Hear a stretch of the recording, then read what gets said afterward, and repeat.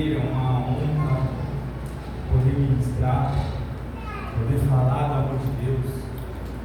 Amém? Que Ele possa falar de maneira sobrenatural no coração de vocês durante todo o dia de hoje. Ontem eu estava meditando e pensando, eu falei, cara, como que é abrir, ser o primeiro a ministrar? Porque ou você entrega tudo, porque o primeiro vai ser comparado e hoje serão 6 pessoas, então tem mais 5 comparações. E vão ficar olhando e vão falar, nossa, a primeira que esquece porque vai vir. E eu falei, cara, glória a Deus, porque Deus tem um propósito em todas as coisas, amém? Então, sem mais, para aqueles que não me conhecem, eu sou o Francisco, eu sou diácono na igreja Invictus, moro em Uberaba há 6 anos, sou casado, minha esposa está por aí tirando foto, a Bruna, meu filho está em Uberlândia, no seminário de luta, amém? Então, esse sou eu, um cara tranquilo.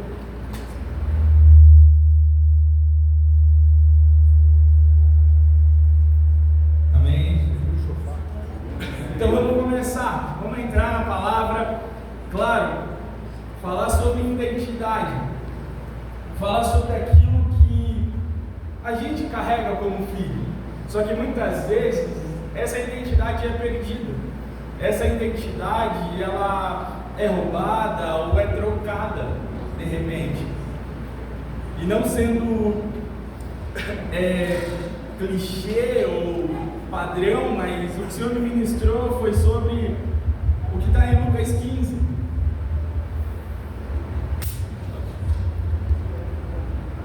Amém? Em Lucas 15, Jesus ali, ele vai contar uma história dividida em 3 capítulos, ou 3 parábolas, como está nas Escrituras. E Jesus, então ele começa a falar, começa a declarar aquilo para as pessoas, e algumas pessoas começam a se juntar. Algumas pessoas ali com identidades de repente igual às nossas, porque a palavra fala que se juntam os escribas e os mestres da lei, aqueles que entendem, aqueles que conhecem as Escrituras, conheciam a Torá. Então pessoas com conhecimento, mas também juntam-se os fariseus, os pecadores, os publicanos, enfim, todo tipo de identidade se sente do lado de Jesus, quando ele começa a falar. Então eu quero compartilhar, e a gente vai ler sim o Lucas 15 inteiro, antes de entrar na palavra, ao invés de ficar abrindo um picadinho. Amém? Então, com referência à palavra, Lucas 15, versículo 1. Todos os publicanos e pecadores se aproximaram de Jesus para ouvi-lo. Contudo, os fariseus e os mestres da lei o criticavam. Este homem recebe pecadores e come com eles. Então Jesus lhe contou essa parábola. Qual de vocês que, possuindo 100 ovelhas e perdendo uma, não deixa as 99 no campo e vai atrás da ovelha perdida até encontrá-la? E quando encontra, coloca alegremente nos ombros e vai para casa. Ao chegar, reúne seus amigos e vizinhos e diz: alegrem-se comigo, pois encontrei a ovelha perdida. Eu lhes digo que da mesma forma haverá mais alegria no céu por um pecador que se arrepende do que por 99 justos que não precisam se arrepender. E aí Jesus, ele continua contando o segundo capítulo da história, uma segunda parábola, que é sobre uma moeda perdida. Em Lucas 15, do 8 em diante, a palavra fala: qual é a mulher que, possuindo 10 dracmas e perdendo uma delas, não acende uma lâmpada, varre a casa e procura atentamente até encontrá-la? Esta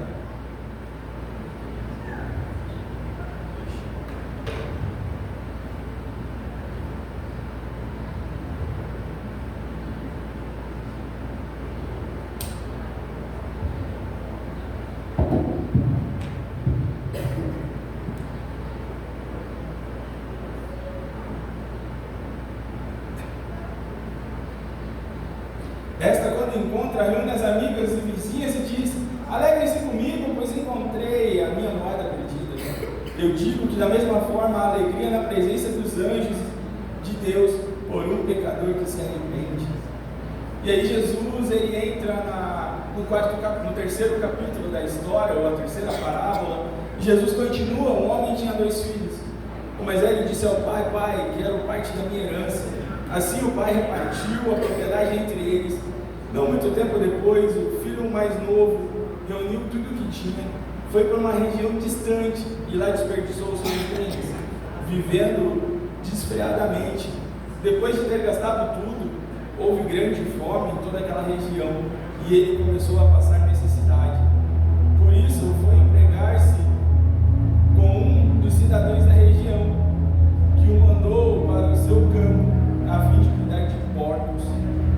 Ele desejava alimentar-se com as vagens de alfarrobeiras que os porcos comiam, mas ninguém lhe dava nada.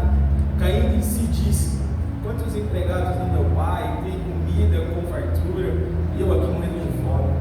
Vou me levantar e voltar para meu pai e dizer a ele: pai, pequei contra o céu e contra ti, já não sou digno de ser chamado de teu filho. Trata-me como um dos teus empregados.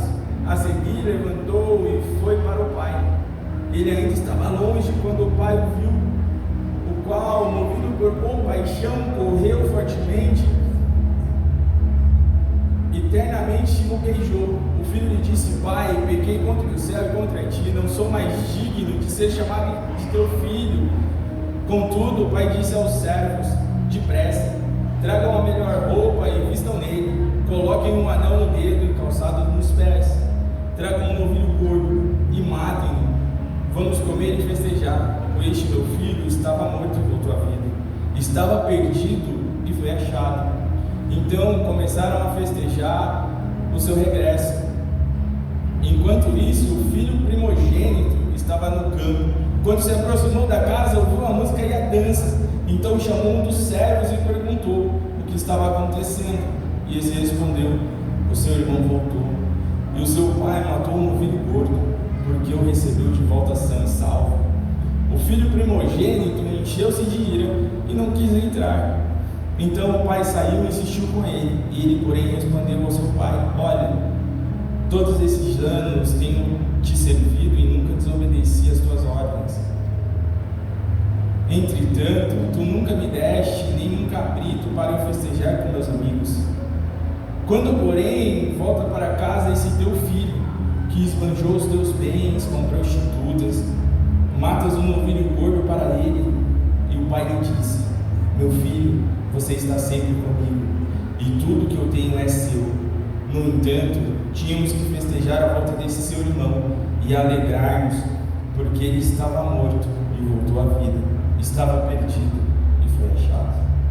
Também em Lucas, ele é um dos capítulos, Lucas 15 é um dos capítulos mais intensos e reveladores dentro dos evangelhos. Ele não fala apenas de ovelha, de moeda ou de filho, mas ele fala de corações. É o capítulo do reencontro, da restauração da identidade e da exposição do amor incondicional do Pai que não desiste de quem se perdeu. O texto ele se abre em uma cena paradoxal, porque a gente tem publicanos e pecadores se aproximando de Jesus ao mesmo tempo, enquanto os fariseus e os escribas estão lá murmurando. De um lado, a gente tem pessoas feridas, rejeitadas. Do outro lado, a gente tem ali religiosos cheios de aparência, mas vazios de compaixão. E é nesse ambiente de contraste entre os que se perdem e os que julgam que Jesus lidera essas 3 parábolas. São 3 dimensões do mesmo amor. São 3 chaves espirituais que revelam o coração do Pai em busca daquilo que foi perdido verdadeiramente. Cada parábola aqui, é um espelho. A ovelha, ela representa o coração distraído. A dracma, ela vai representar a identidade apagada. E o filho, ou os filhos, vão representar uma rebeldia distante e o outro o esfriamento próximo. Mas todos aqui, eles apontam para um só tema: um Deus que busca, um Deus que sente falta, um Deus que não desiste.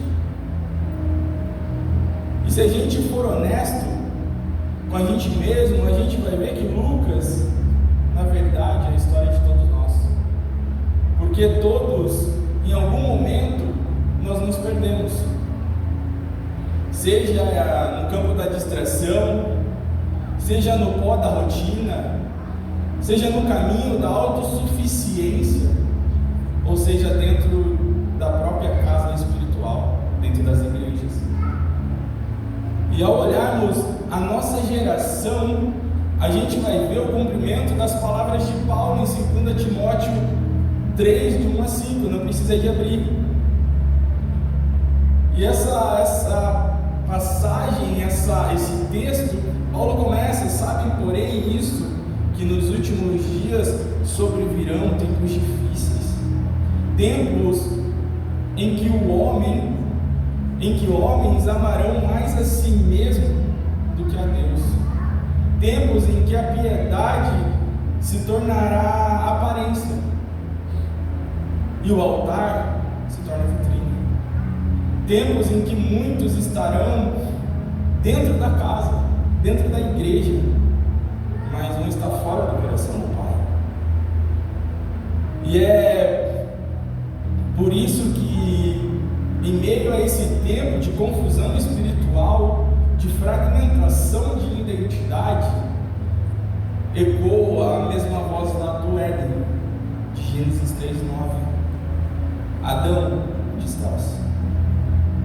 Essa voz, ela continua ecoando nos dias de hoje, porque quando Deus pergunta para Adão: onde estás? Ele não estava pedindo a localização, não era para Adão mandar no WhatsApp para Deus ali a localização em tempo real, porque ele estava, na verdade, com essa pergunta revelando a desconexão de Adão e Deus. Adão, ele havia se escondido não atrás de uma árvore, mas atrás de uma culpa. E o mesmo movimento que começa no Éden continua até hoje. O homem, ele se perde e ele se esconde, ele se afasta, só que Deus, ele continua buscando. Essa voz que ecoou no jardim é a mesma voz que ecoa no campo. É a voz do pastor que deixa as 99 e vai atrás de uma. O mesmo Deus que buscou Adão entre as árvores é o Deus que agora busca uma ovelha entre os espinhos. E aqui a gente começa a entrar então no primeiro cenário de Lucas 15. Uma ovelha que ela não foge por rebeldia, ela não foge porque eu fiquei rebelde no meio de todas as outras e vou tomar outro caminho para a minha vida, não. Mas ela começa a se afastar por distração, porque ela já não consegue mais ouvir a voz daquele que chama. E há uma diferença muito grande entre rebeldia e distração. A rebeldia, ela é ligada a gente rejeitar a voz de Deus. A distração é quando a gente começa a deixar de ouvi-la, começa a dar atenção a outras coisas. A ovelha perdida representa aquele coração que aos poucos foi se afastando. Sabe, não é aquele que mete o pé na porta da igreja e sai, não é aquele que sai correndo desfreado, mas é um passo de cada vez, e sem perceber que estava se distanciando da presença, continua caminhando. Não é uma decisão instantânea, é um resultado de pequenas concessões, de pequenas escolhas, de pequenas distrações. Mas o texto, ele fala que o pastor percebe essa ovelha que se perde.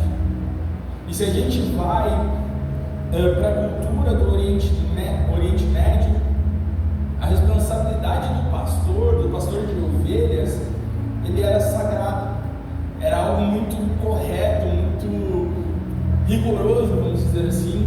Então uma ovelha perdida não era apenas a falta de um número. Eu perdi aqui, mas está tranquilo, eu tenho mais 99. Mas era mais ligada a uma honra ferida do pastor, porque ele perdeu aquilo que ele tinha que cuidar de forma sagrada. E se uma se perdesse, ele não podia voltar sem ela, ele verdadeiramente tinha que ir atrás. E o verdadeiro pastor de ovelhas, falando do texto, ele só descansava quando cada ovelha estivesse de volta no aprisco. E é por isso que Jesus diz em João 10:27: as minhas ovelhas ouvem a minha voz, e eu as conheço, e elas me seguem.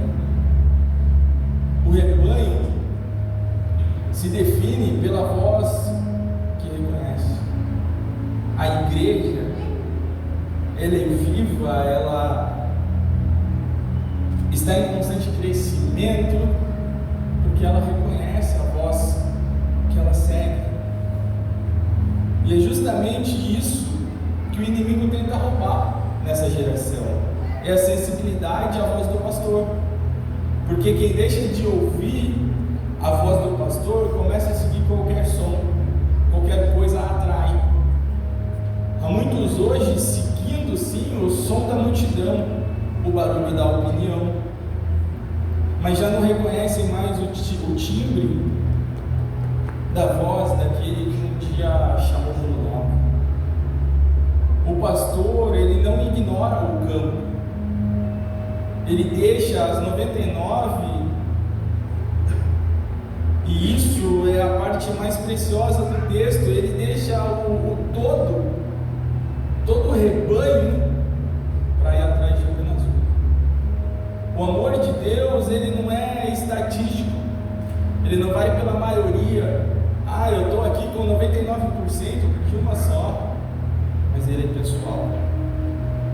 Se um se perde, ele vai atrás.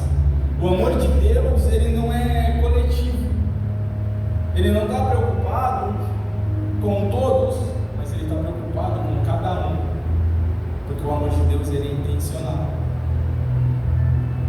E talvez seja isso que o Espírito está fazendo aqui hoje, está descendo no campo dos nossos corações e nos chamando pelo nome e dizendo: eu não desisti de você. Ainda que o mundo tenha te esquecido, ainda que você tenha se perdido em meio às distrações da vida, eu, o bom pastor, deixei tudo para te encontrar essa tarde. Porque a identidade não é perdida no campo, mas ela é esquecida no silêncio da distância. Mas hoje, o pastor vem te colocar de volta nos ombros e te levar de volta para casa. A parábola aqui, a história, ela vai mudar de cenário, porque a gente sai de uma história de um pastor, a gente sai da história do campo, da história que era uma realidade para o povo, que antes ali era muito fechada ao pastoreio, ao campo, e agora Jesus, ele nos leva para dentro de uma casa na segunda parábola. Se antes a ovelha, ela se perde em um espaço aberto da distração, agora a gente tem a segunda parábola, falando sobre uma dracma que se perde num ambiente fechado da rotina. A mulher, ela tinha 10 dracmas, um conjunto de moedas que para a época valia o dia de trabalho, só que ela tinha quando ajuntado, uma mulher ajuntava e tinha isso em 10 dracmas, era muito maior o peso do que só o valor, porque ela formava, essas 10 dracmas, um adorno que era usado na testa das mulheres casadas. Era um sinal de aliança, era um símbolo de compromisso. Então não tinha só o peso financeiro, o peso de um dia de trabalho, mas ele tinha um peso para a cultura e para a mulher muito maior. É como se nos dias de hoje as mulheres casadas perdessem um colar de pérolas das avós, perdessem uma pérola desse colar. Ah, mas não tem um custo tão elevado assim. Mas para a história da família, para a história do casamento, para a história do compromisso, tem total ligação. Então, a perda da dracma, ela não era só a perda de algo material, não era algo, a moeda de R$1 que eu perdi, mas era uma vergonha pública para aquela mulher, uma perda de valor, de honra e de identidade. E quantas pessoas não estão assim hoje, nos dias de hoje, dentro da casa, dentro da igreja, dentro do ministério, mas sentem que algo nelas está se apagando ou se apagou. Elas ainda estão presentes, mas não têm o mesmo brilho. Ainda servem, mas sem alegria. Ainda cantam, mas sem vida. Ainda pregam, mas sem voz. Como a dracma. Não saíram da casa, mas deixaram de refletir a luz. E o texto diz que a mulher acende a lamparina, varre a casa, busca diligentemente até encontrar. E aqui tem 3 movimentos que revelam a ação do Espírito Santo no processo de restauração. Porque ela acende a luz, e é o Espírito Santo trazendo a revelação, iluminando as áreas esquecidas, expondo o que o tempo encobriu. Às vezes Deus precisa acender uma luz, não para nos envergonhar.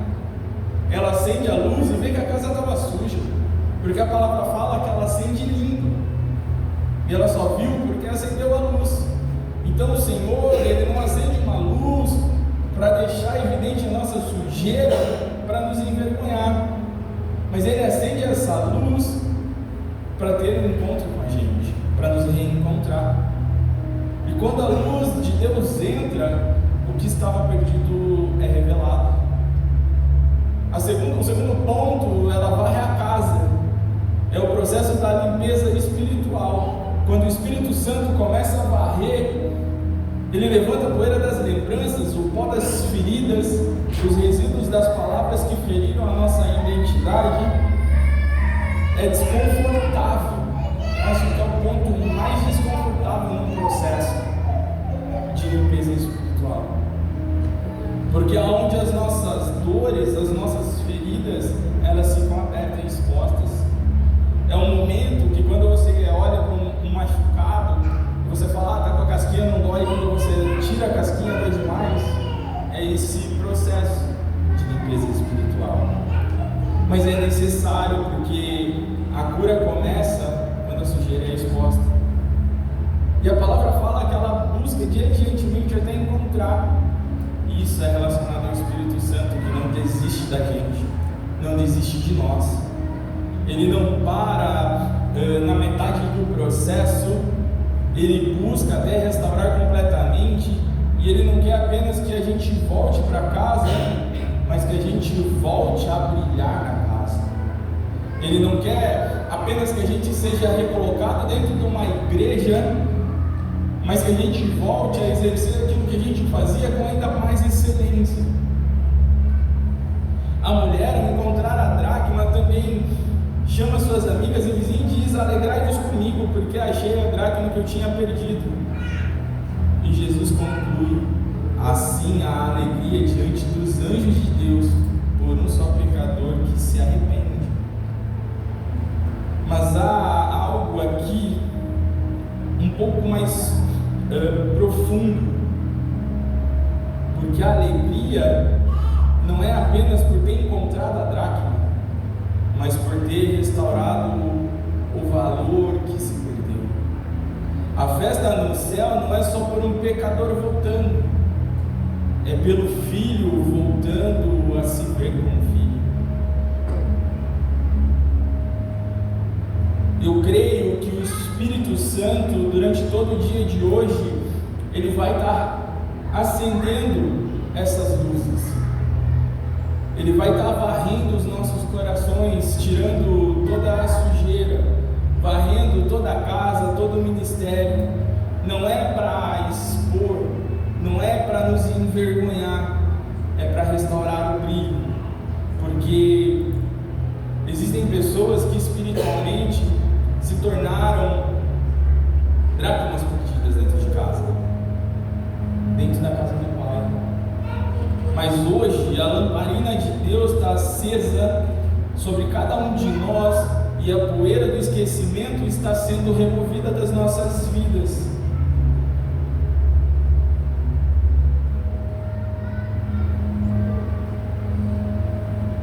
Porque a mulher, ela encontra a dracma, é o Espírito Santo que está nos encontrando agora. Porque o valor da dracma, essa moeda, isso não estava perdido, ele só estava escondido, só estava coberto de sujeira. E hoje o céu inteiro está se alegrando, porque a nossa luz, a tua luz, vai voltar a brilhar em nome de Jesus. Se na ovelha o problema era estar longe do pastor, na dracma o problema era estar apagado dentro de casa. Só que agora Jesus, ele conta outra parábola, e é um nível ainda mais profundo, porque o problema do filho pródigo é ter um pai presente, mas escolher viver como se não tivesse. Ele pede a parte da herança dele, e é algo que na cultura judaica era um insulto. Era como se o filho, ao pedir a herança antes da morte do pai, é como se ele estivesse olhando para o pai e falando: pai, para mim você morreu. Só que o pai aqui, mesmo podendo recusar, fala: não é o momento. O pai, ele faz um gesto que ultrapassa todo o entendimento humano. O pai não resiste, o pai entrega. Porque o verdadeiro amor de Cristo, ele não nos aprisiona, ele nos liberta. Ele não nos mantém num ciclo que eu não consigo mais sair. O pai apenas espera. E aquele jovem, ele sai de casa, ele parte, mas o que ele não entende é que a herança sem presença vira miséria. Ele queria liberdade, mas ele encontra escravidão. Ele queria ter prazer, mas o que ele encontra é a fome. Ele queria ter independência, só que ele perde a identidade. Porque fora da casa do pai, toda a abundância se torna escassez.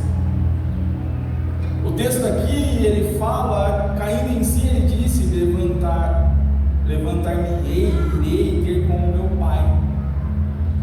E essa talvez é a frase mais poderosa dessa parábola, caindo em si. Porque às vezes o arrependimento não começa no altar, não começa na casa do pai, mas começa nos porcos. É no fundo do poço que o Espírito Santo desperta o que estava adormecido. É no meio da lama que a consciência do filho, ela vai ressurgir. E o pai de longe,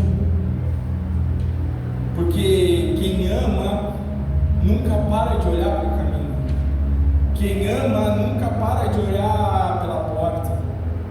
O pai, ele não espera o filho chegar, a palavra vai falar e ele corre ao seu encontro. Só que ele não podia fazer isso, porque um homem idoso não correria, não ia correr. Mas aquele pai, ele não se importa com a sociedade. Ele não quer cumprir o protocolo. Ele corre, ele abraça, ele beija, ele cobre e ele restaura.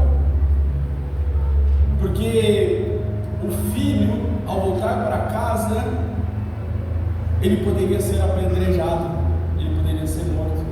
O pai corre de encontro para evitar, mas ao mesmo tempo, o pai também está infligindo algo que culturalmente não poderia ser feito, um idoso correndo. Só que aqui a gente vê, diferente das outras duas histórias, que aqui, depois de restaurar, depois de receber ou depois de encontrar, o pai o reveste. O pai entrega algumas coisas para esse filho. O manto, ao entregar, ao dar o manto novo, roupas novas ao filho, o pai está restaurando a dignidade daquele menino. Ele não é mais servo, ele é um filho. O manto cobre a vergonha e devolve a identidade.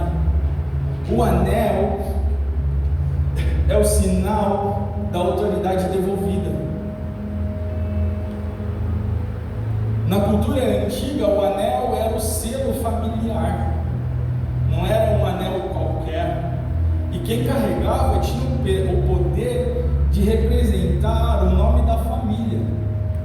Ou seja, o pai aqui, ele não apenas perdoa, mas ele volta a confiar.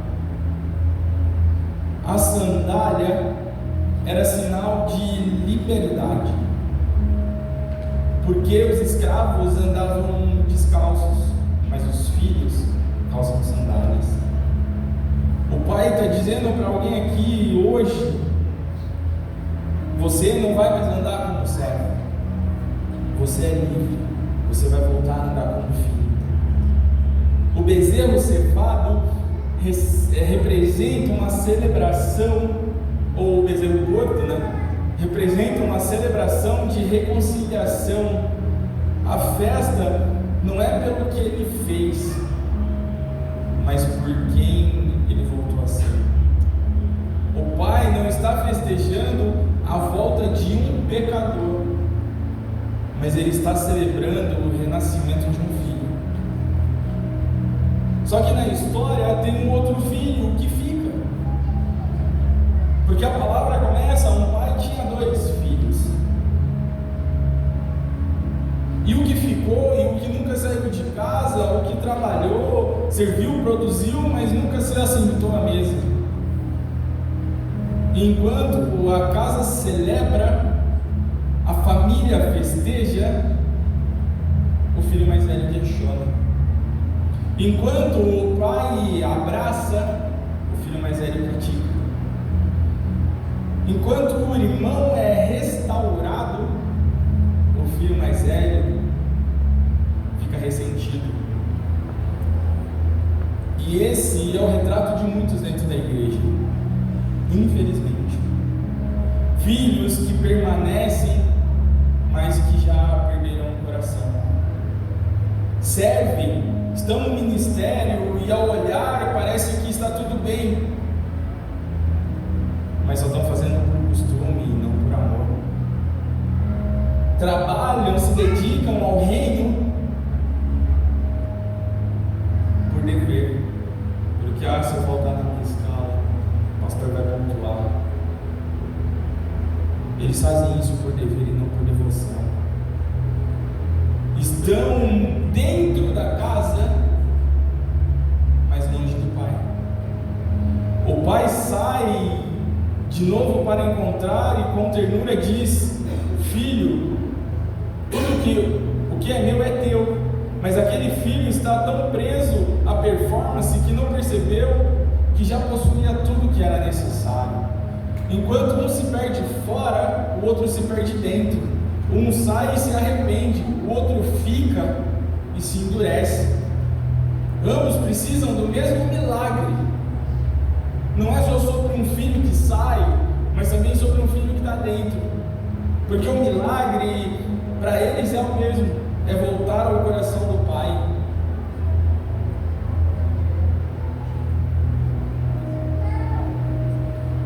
Há pessoas que saíram da casa, mas precisam voltar. Mas há também pessoas que ficaram na casa e precisam despertar. O Espírito Santo chama os dois filhos e está chamando esses dois tipos de identidade hoje. Aquele que fugiu da presença e aquele que perdeu a paixão servindo. O Pai está dizendo: eu corro para que o que volta e saia ao encontro do que parou. Não importa se você perdeu a identidade lá fora ou aqui dentro. O Senhor, Ele te quer na mesa novamente. Ele quer restaurar a tua identidade de filho. Porque no final da parábola não é sobre filhos rebeldes, nem sobre filhos religiosos. É sobre um pai que não desiste de nenhum dos dois. Assim como o filho que estava na casa, a gente tem uma outra história. Tem um tal de Eutico na palavra, que ele também estava no ambiente certo, mas na posição errada. Ele estava na janela, como diz a palavra, entre o lado de dentro e o lado de fora. Ele estava ouvindo a palavra, mas sonolento, dividido. E quando o sono vence, ele cai. Só que a gente vê na palavra que Paulo desce, abraça e diz: a vida ainda está nele. O mesmo Deus que restaurou o brilho da dracma, o valor do filho e o vigor do Eutico, está dizendo para você hoje: ainda há vida em você. Mesmo que tenha caído, eu ainda vejo valor. Mesmo que tenha apagado, eu ainda vejo brilho. Mesmo que tenha se afastado, eu ainda vejo filho. Lucas 15 não é apenas um capítulo de uma história em 3 partes, ou uma história, ou 3 parábolas, mas é o retorno do coração, é o retrato do coração de Deus rasgado em misericórdia. É o céu descendo na terra para dizer: eu não desisto do que é meu. Em cada parábola há um movimento do Pai. Na ovelha a gente tem um pai, a gente tem um pastor que sai e vai ao campo, que vai buscar. Quantas vezes a gente teve que buscar aquilo que a gente perdeu, que a gente deixou com que as distrações nos tirassem? De repente a presença de um filho dentro de casa, de repente o afeto de uma mãe dentro de casa, o carinho do marido, o afago da esposa, por distração. Essa ovelha que se perde fora, se perde pela distração. Não é sobre a ovelha, mas é sobre aquilo que a gente tem perdido. Na dracma, a mulher acende a luz, a mulher traz a revelação do Espírito Santo para tratar aquilo que está no íntimo. O dracma é o nosso interior. Às vezes é necessário a gente acender a luz do Espírito Santo para a gente entender aonde estão as sujeiras no nosso coração.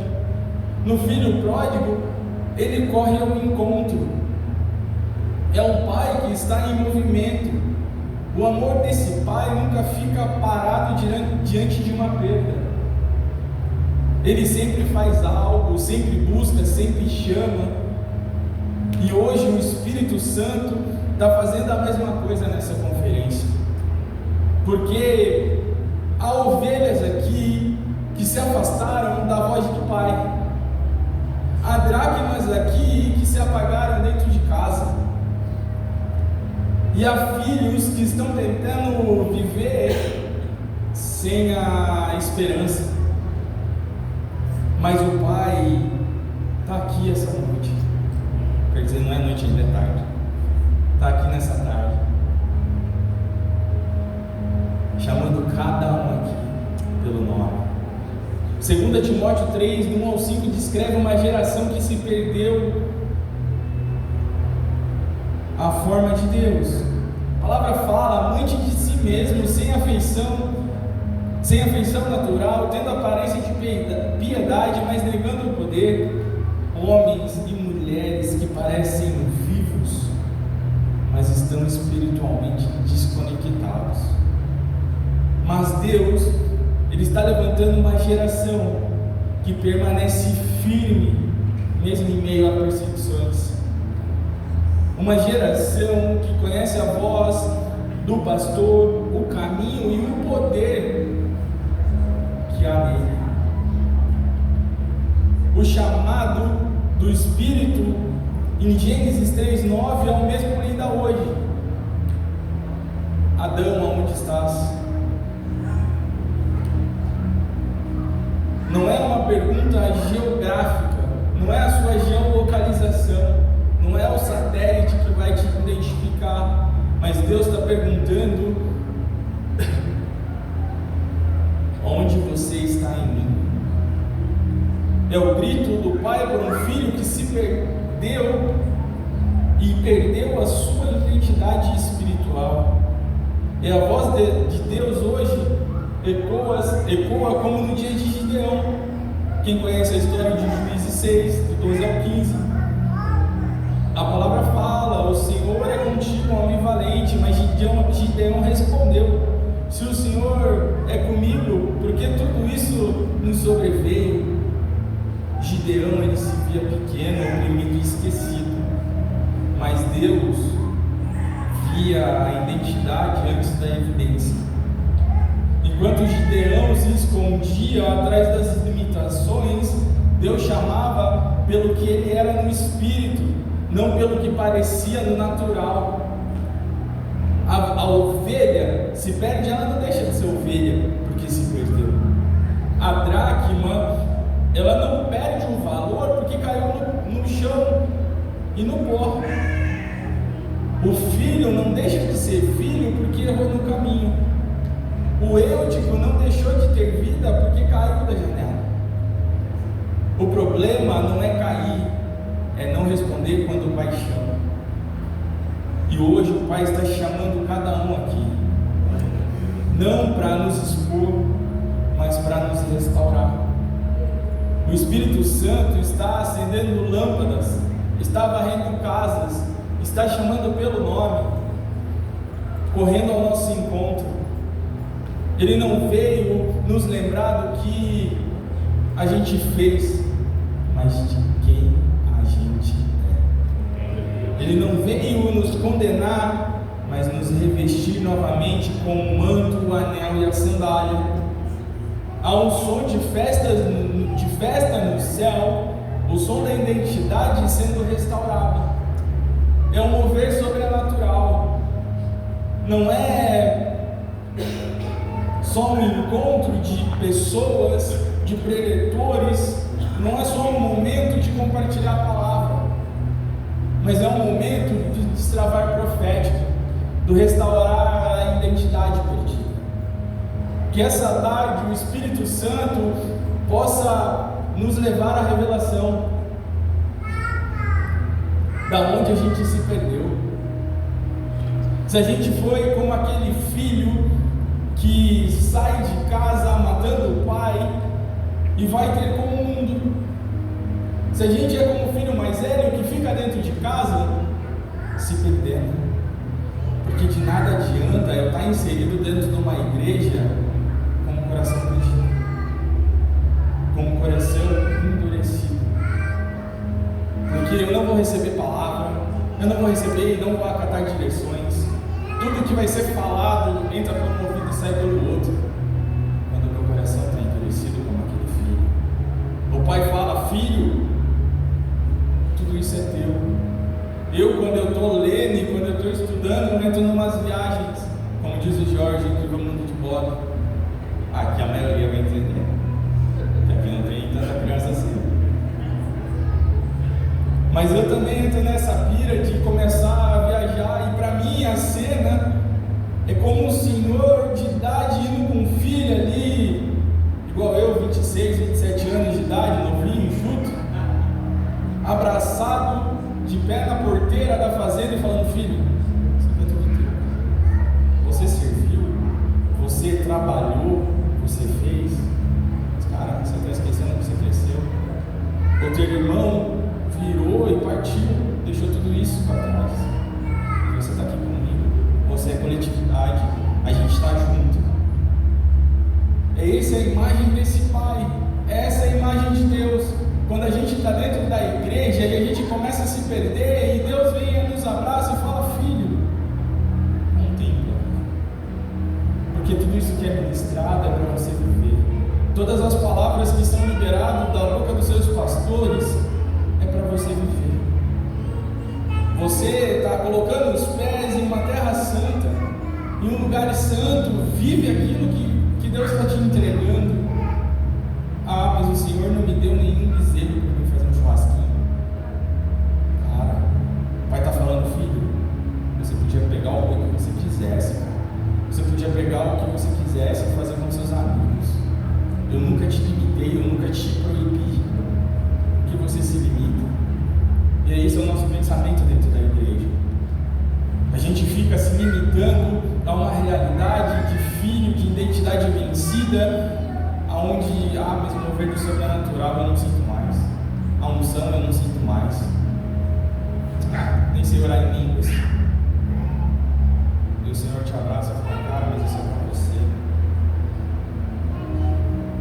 Bem, feche seus olhos. Eu acho que eu passei bem passado. Não está com o cronômetro aliado, né?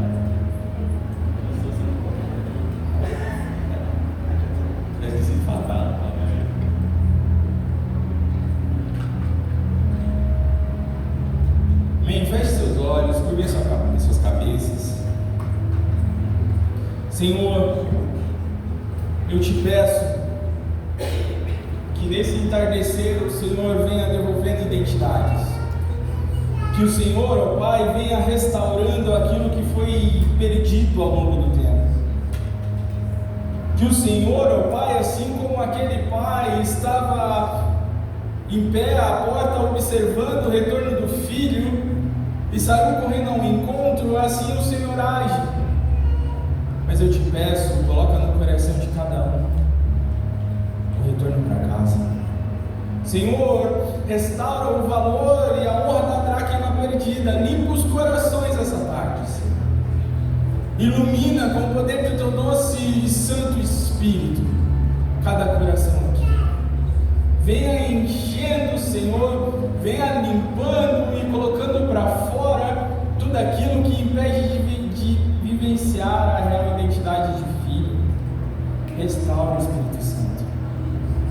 Eu te peço que essa tarde o Senhor venha restaurando os corações, que o Senhor venha restaurando as identidades perdidas, que o Senhor venha trazendo para perto aqueles que se perderam ao caminho.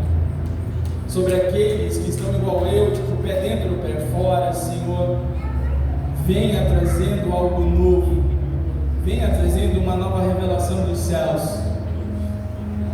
Eu oro e te peço, Espírito Santo, sobre essa casa, sobre cada igreja aqui representada através da vida dos seus pastores, que o teu Espírito de restauração venha tocando e venha inundando cada igreja.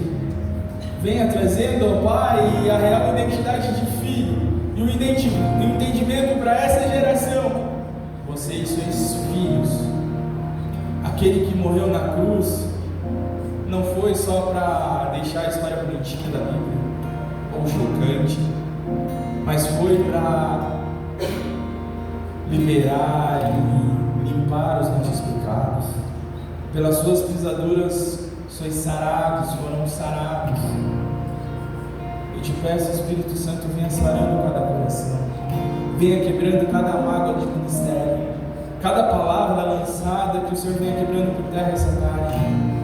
Eu te peço, inunda cada coração aqui com todo esse Espírito. Vem agindo em nós e através de nós, fluindo um rio de águas vivas. Que a real identidade de filhos venha a ser elevada esta tarde.